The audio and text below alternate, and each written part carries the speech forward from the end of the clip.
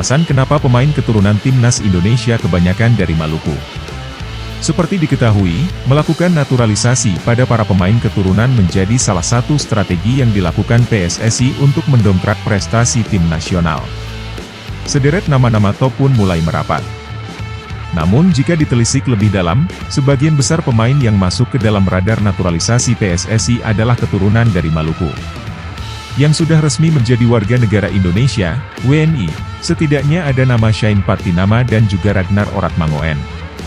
Melihat yang belum atau bahkan tidak mungkin dinaturalisasi, masih ada banyak pemain keturunan berdarah Maluku.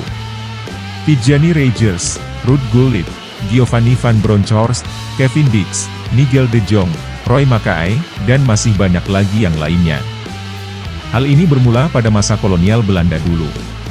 Pada masa kolonial itu, ada banyak masyarakat pribumi dari Maluku yang bergabung menjadi anggota tentara Belanda bernama Koninklijke Nederlands Indische Leger. Namun seperti yang ada pada buku-buku sejarah, Indonesia kemudian merdeka pada 17 Agustus 1945.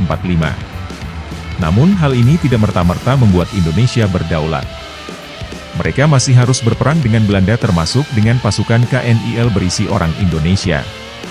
Setelah perang yang berlangsung berkepanjangan dan banyaknya perjanjian damai yang tak kunjung tercapai, Belanda akhirnya menyerahkan kedaulatan Indonesia pada 1949 melalui konferensi meja bundar. Namun saat itu, Indonesia merubah rencana awal untuk mendirikan Federasi Negara-Negara Indonesia menjadi Negara Kesatuan Negara Indonesia. Hal ini memicu kekesalan yang membuat rakyat Maluku berupaya merdeka sendiri dengan membentuk Republik Maluku Selatan. Hal ini membuat pemerintah Indonesia yang sah menyerbu wilayah-wilayah di Maluku.